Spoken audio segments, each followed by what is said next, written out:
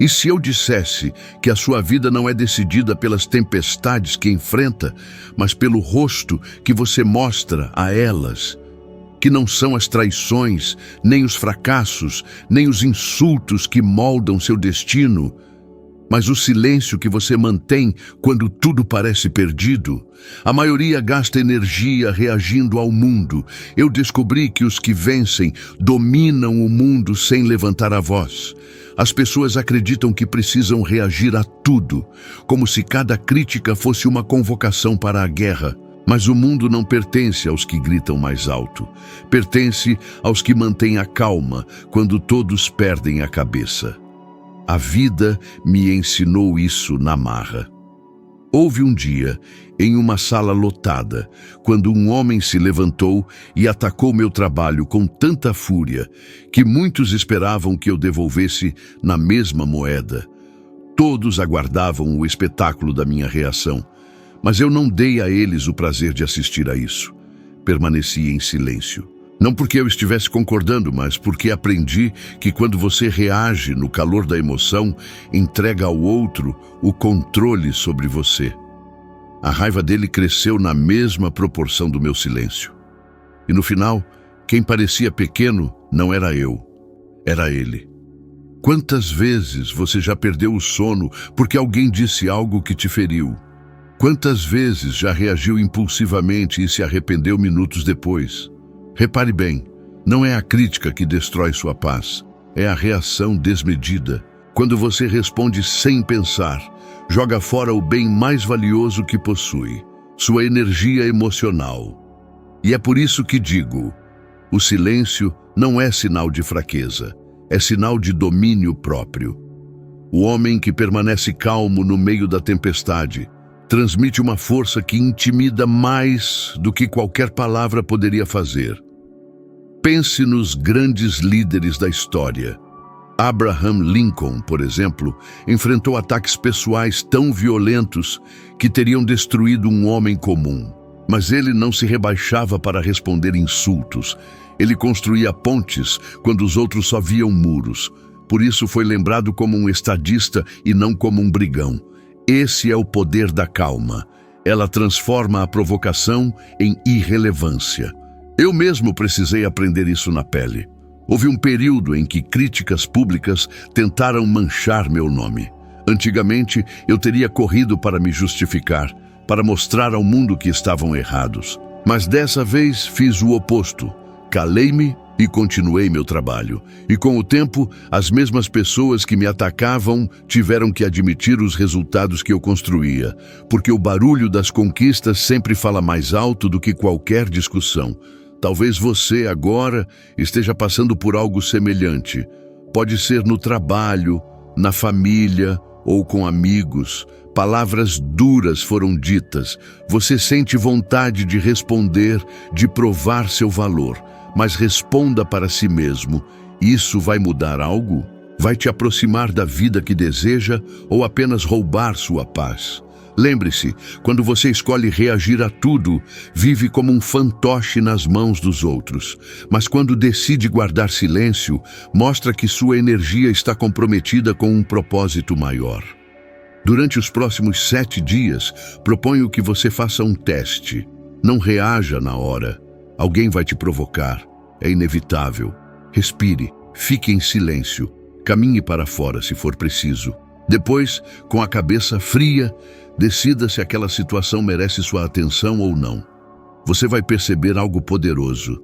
9 em cada 10 discussões simplesmente não valem o esforço. E aquela única que merece ser enfrentada pode ser tratada com a mente clara, sem a confusão que a raiva traz. Com o tempo, você verá um efeito curioso acontecer. As pessoas começarão a medir as palavras na sua presença. Começarão a pensar 2 vezes antes de trazer fofocas, provocações ou intrigas para o seu caminho. Porque entenderão que você não é controlado pelo caos dos outros.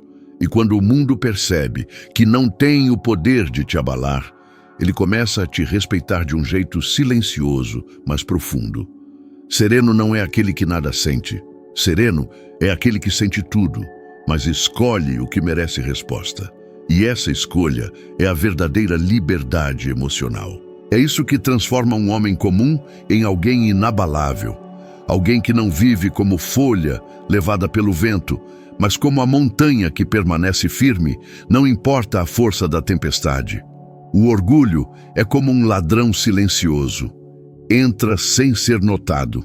E quando você percebe, já levou embora sua paz, sua clareza e muitas vezes até as suas oportunidades. Vi isso acontecer com homens brilhantes, homens que tinham tudo para alcançar grandeza, mas acabaram destruindo suas próprias chances porque não suportavam a ideia de serem criticados.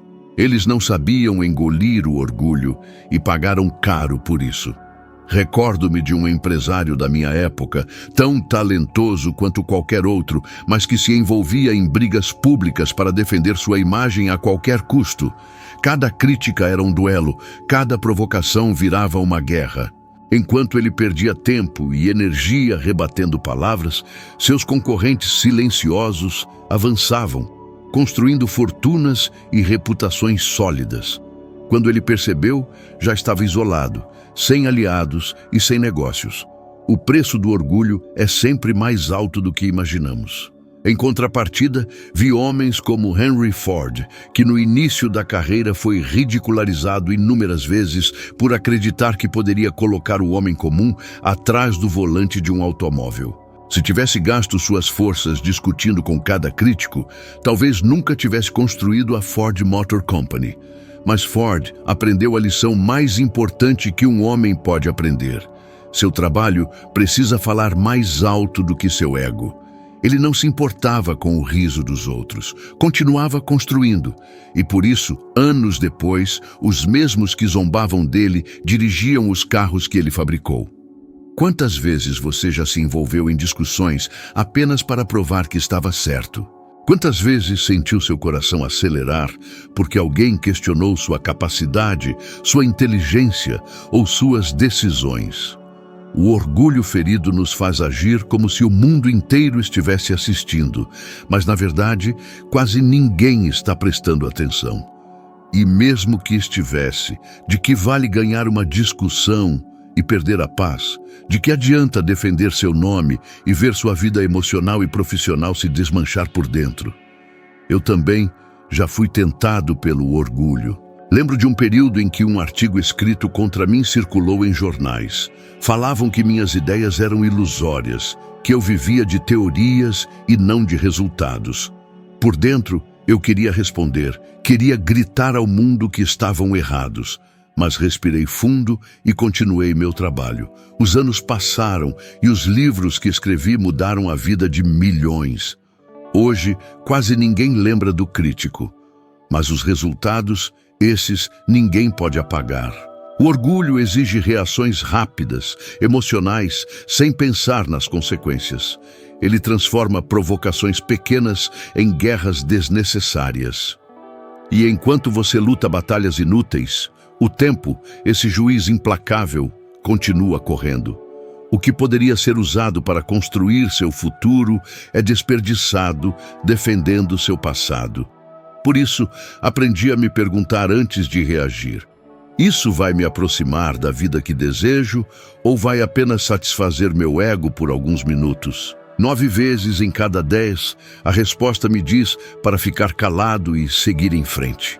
Os maiores líderes da história não foram os que responderam a cada crítica, mas os que se mantiveram firmes no propósito enquanto o mundo duvidava deles. Porque o orgulho busca aplauso, mas a verdadeira grandeza constrói legado. E legado não se escreve com palavras ditas no calor da emoção, mas com atos, resultados e uma disciplina silenciosa que o tempo não consegue apagar. Um dia, você vai perceber que não vale a pena gastar sua vida para provar algo a alguém. Vale a pena construí-la de tal maneira que não reste nada a provar. Esse é o poder que nasce quando o orgulho morre. Você para de viver para defender seu nome e começa a viver para honrar seu propósito. E nesse momento, o mundo inteiro percebe a diferença. Houve uma época em que perdi quase tudo.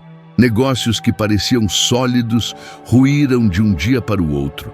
Amigos se afastaram, as contas se acumularam e a sensação de fracasso pesava sobre meus ombros como uma pedra impossível de carregar.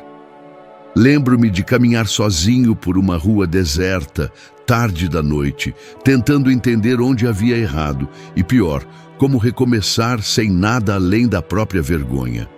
É nessas horas que a vida mostra quem realmente somos, porque quando tudo está bem, é fácil manter a cabeça erguida. Mas quando o chão desaparece, quando os olhares de desprezo tentam nos definir, quando as portas se fecham, aí sim descobrimos se temos dentro de nós o que é necessário para continuar. E a verdade é que eu pensei em desistir. Talvez você já tenha sentido isso também. A voz interna dizendo que já chega, que não vale a pena tentar de novo, que a idade, os erros e o tempo já tiraram de você qualquer chance real de mudar as coisas. Mas no meio daquela escuridão, uma certeza começou a nascer. Uma certeza pequena, quase invisível no início, mas que cresceu dia após dia. Eu não precisava deixar aquele fracasso escrever meu último capítulo. Eu ainda podia levantar, e dessa vez mais forte, mais sábio e mais preparado. Foi aí que entendi o que realmente significa resiliência. Resiliência não é sobre nunca cair, isso é impossível. Todos caem, o segredo está no que você faz depois. E esse depois é o que separa os homens que constroem legados daqueles que passam a vida inteira culpando o destino. Eu decidi usar cada humilhação, cada perda, cada noite sem dormir como combustível. Em vez de repetir para mim mesmo que a vida era injusta, comecei a me perguntar: o que posso aprender com isso? O que preciso mudar para não voltar ao mesmo lugar? Com o tempo, percebi algo poderoso. As quedas não me deixavam mais fraco, mas mais resistente. Eu tinha perdido negócios, sim, mas ganhei uma clareza que nunca teria conquistado sem a dor. Entendi quem eram os verdadeiros amigos, aprendi a filtrar o que realmente importava e, principalmente, desenvolvi uma calma interior que antes não existia. A cada golpe, em vez de quebrar, eu criava raízes mais profundas. Talvez você esteja passando por algo parecido agora. Pode ser uma falência, um divórcio, uma traição, um sonho que não deu certo. Talvez o mundo tenha tentado te convencer de que essa é a sua nova identidade, a do fracasso. Mas não é. A queda é só um capítulo e não o livro inteiro. Você pode escrever as próximas páginas com mãos firmes, se decidir que não vai entregar a direção da sua vida aos erros do passado. Lembro-me de um dia, meses depois de perder tudo, quando finalmente fechei um novo contrato que parecia impossível. Só aconteceu porque eu não desisti quando tudo gritava para parar. Naquele momento, percebi que a vitória não era apenas sobre o dinheiro ou sobre o negócio, mas sobre mim mesmo. Porque quando você levanta depois de cair, algo dentro de você muda para sempre. Você se torna mais difícil de derrubar. A vida vai te testar. Vai tirar coisas, pessoas, planos, mas nunca poderá tirar sua capacidade de se reerguer. E a cada vez que você se levanta, constrói uma fortaleza interior que nenhuma tempestade consegue destruir. Essa é a verdadeira vitória. Olhar para trás, para tudo o que tentou te quebrar e perceber que, apesar de tudo, você está de pé. As pessoas não percebem, mas carregam sua presença como uma marca invisível que antecede qualquer palavra. É como se antes mesmo de abrir a boca, você já estivesse contando ao mundo quem você é, o que tolera, o que acredita e até onde pode ir. Entendi isso observando homens que pareciam comandar qualquer sala em que entravam, não pelo tom de voz, nem pelo poder do cargo, mas pela serenidade inabalável que transmitiam. Lembro-me de Franklin D. Roosevelt durante os dias mais sombrios da Grande Depressão. Milhões estavam desempregados, o país inteiro mergulhado em incertezas, e ainda assim, quando aquele homem aparecia diante da nação com seu semblante firme e voz controlada, as pessoas sentiam que tudo ficaria bem. Ele não gritava, Não reagia com desespero, não deixava transparecer a pressão esmagadora que carregava. Sua presença comunicava confiança, e confiança é algo que não se pode fingir por muito tempo. Ela vem de dentro. Foi assim que compreendi que o que você carrega internamente molda como o mundo responde a você. Se você entra em um ambiente com medo estampado no rosto, hesitação na postura e pressa nas palavras, as pessoas sentem. É instintivo.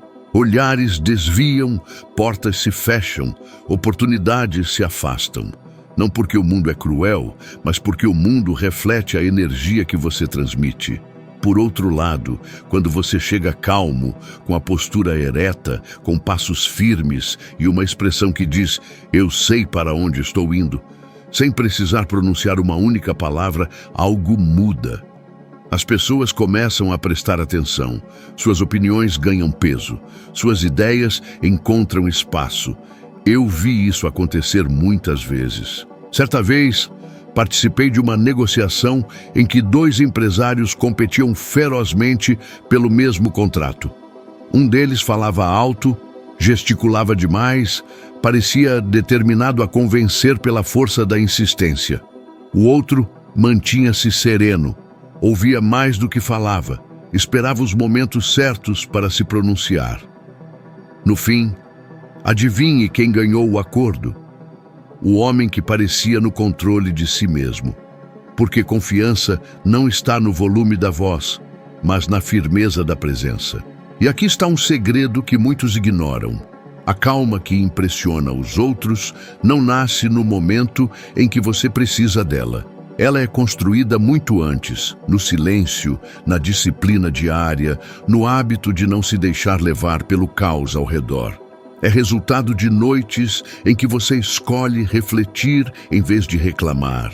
De manhãs em que você organiza seus pensamentos antes que o mundo comece a exigir respostas. Essa presença é treinada como um músculo, forjada no modo como você lida com os pequenos desafios antes que os grandes cheguem. Pergunte-se, que mensagem minha presença envia quando entro em uma sala? Será que ela comunica clareza ou confusão? Força ou instabilidade? Porque queira você ou não, as pessoas decidem em segundos se podem confiar em você, se podem te seguir, se devem te ouvir. E essa decisão não vem apenas das palavras que você escolhe, mas do jeito como você respira, da firmeza do seu olhar, da serenidade com que reage quando algo inesperado acontece. Não é sobre parecer intocável, mas sobre mostrar que nada do lado de fora pode roubar o centro que você construiu do lado de dentro. Porque o mundo se inclina diante de quem não se curva ao caos.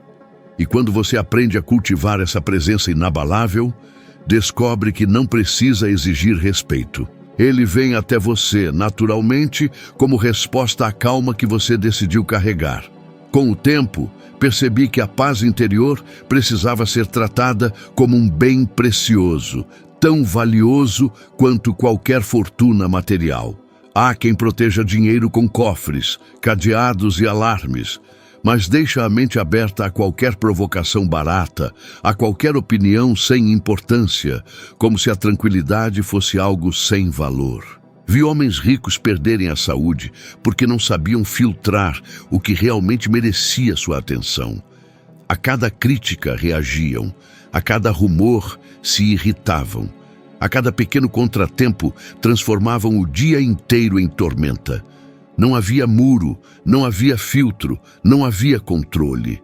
Eram milionários por fora e miseráveis por dentro. Foi então que aprendi a tratar minha paz como um patrimônio. E assim, como ninguém investe todo o dinheiro em algo sem retorno, eu não podia continuar gastando minha energia em conflitos inúteis, discussões que não levam a nada ou pessoas que se alimentam de drama.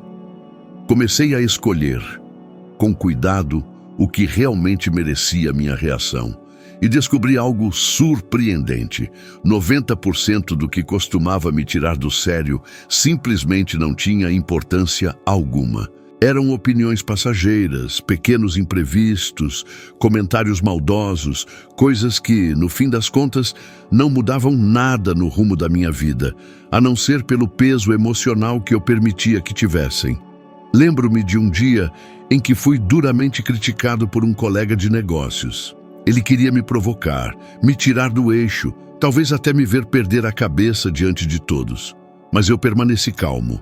Continuei a reunião como se nada tivesse acontecido. Dias depois, ele próprio me procurou para pedir desculpas. Disse que esperava uma reação explosiva e que minha serenidade o desconcertou.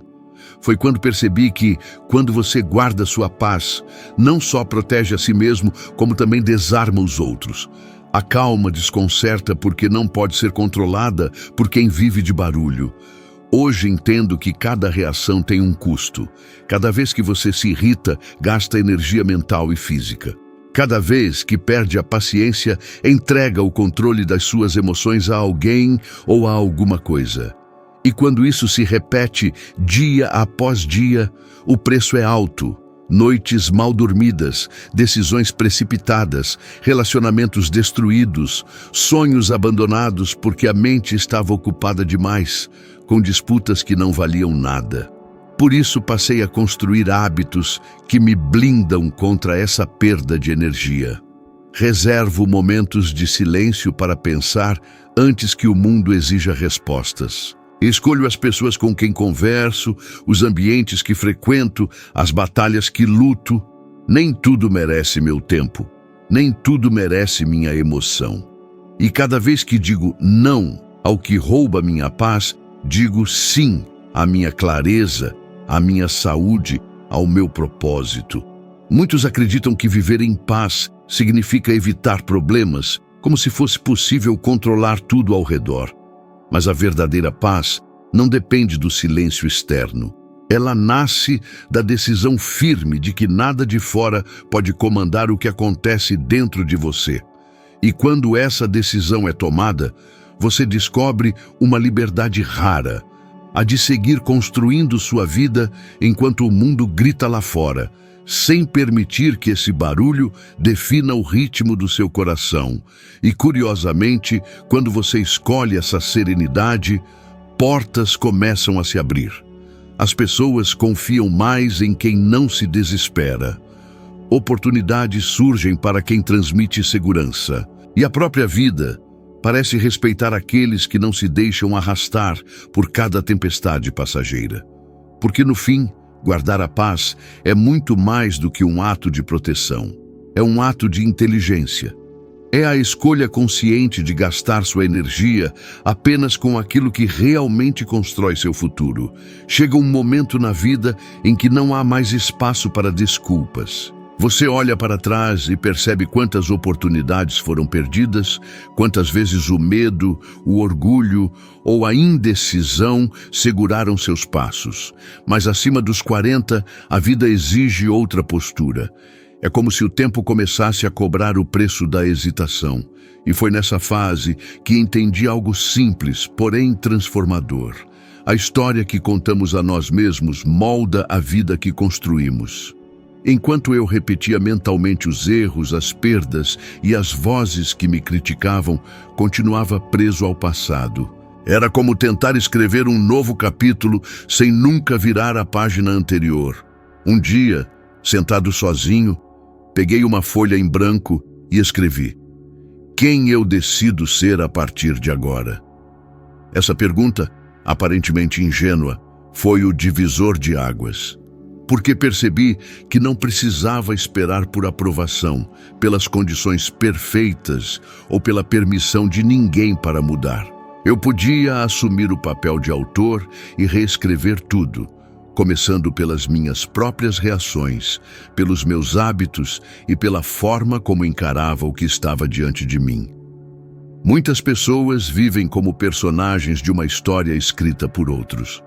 São guiadas pelas críticas que ouviram na infância, pelas comparações injustas, pelos fracassos que decidiram carregar como identidade.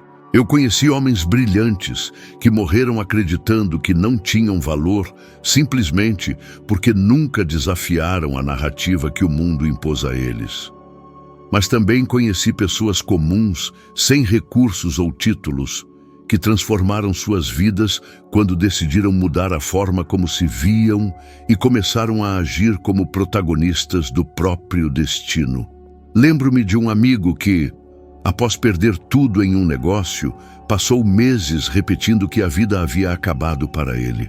Certa vez, depois de uma longa conversa, ele decidiu recomeçar do zero, mas dessa vez com disciplina, silêncio e propósito. Alguns anos depois, era dono de uma empresa sólida, respeitado por todos. Não porque a sorte bateu à sua porta, mas porque ele parou de viver preso à história antiga e começou a escrever a nova com as próprias mãos. Esse é o ponto em que muitos tropeçam. Esperam sentir coragem para agir. Esperam que o passado seja apagado. Esperam que o medo desapareça antes de começar. Mas a vida não funciona assim. O medo não some. Ele se cala quando você anda, apesar dele. A vergonha não se dissolve. Ela se enfraquece quando você prova para si mesmo que não é definido pelo erro que cometeu. A história só muda quando você começa a escrever novas páginas, uma decisão de cada vez, uma ação de cada vez. E talvez você pense que já é tarde, mas tarde para quê? Quantos exemplos a história nos deu de homens e mulheres que após os 40, 50 ou 60 alcançaram feitos extraordinários justamente porque decidiram não entregar os anos restantes ao arrependimento? A idade não é o fim, o conformismo é. Enquanto você respira, existe algo a ser construído. A partir do momento em que entendi isso, parei de discutir com o passado e comecei a negociar com o futuro. Me perguntei diariamente, que versão de mim mesmo preciso ser para viver a vida que desejo? E cada escolha começou a alinhar-se a essa resposta.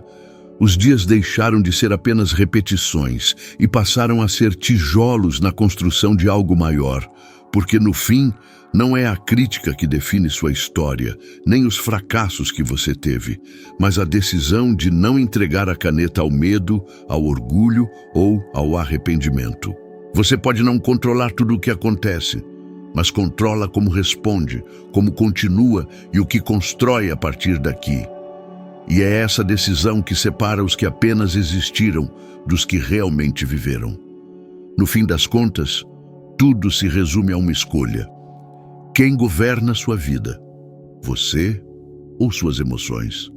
Porque enquanto reagir impulsivamente a cada crítica, ofensa ou contratempo, continuará vivendo como passageiro e não como motorista da própria história.